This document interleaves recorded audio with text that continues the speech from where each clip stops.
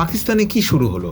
দেউলিয়া হওয়ার হাত থেকে বাঁচতে এবার রীতিমতো যুদ্ধকালীন জরুরি অবস্থা ঘোষণা করলেন প্রধানমন্ত্রী শেহবাজ শরীফ। জ্বালানি সাশ্রয় আর ব্যয় কমাতে সরকারি কর্মকর্তা থেকে শুরু করে মন্ত্রী সবার পকেটেই এবার বড়সড় টান পড়ছে।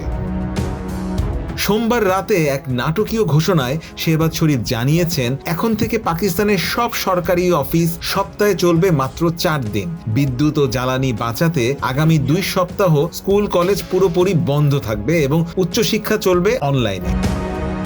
শুধু তাই নয়, সরকারি ও বেসরকারি সব প্রতিষ্ঠানকে নির্দেশ দেওয়া হয়েছে যেন তাদের 50% কর্মীকে বাসা থেকে কাজের সুবিধা বা ওয়ার্ক ফ্রম হোম নিশ্চিত করা হয়। দাপ্তরিক কাজে গাড়ির জ্বালানি বরাদ্দ এক ধাক্কায় 50% কমিয়ে দিয়েছে সরকার। সবচেয়ে বড় পদক্ষেপ নেওয়া হয়েছে বেতন ও ভাতার ক্ষেত্রে। সব সংসদ সদস্যের বেতন কাটা হচ্ছে 25%। এমনকি কোনো ফেডারেল মন্ত্রী, উপদেষ্টা বা বিশেষ সহকারী আগামী 2 মাস কোনো বেতনই পাবেন না।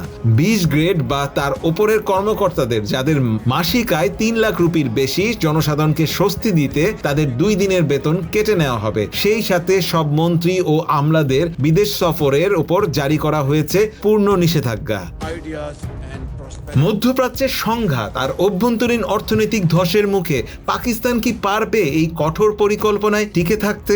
তাদের এই যুদ্ধকালীন কৃচ্ছ সাধন কি পরিস্থিতি নিয়ন্ত্রণে আনতে পারবে? সময় তা বলে দেবে।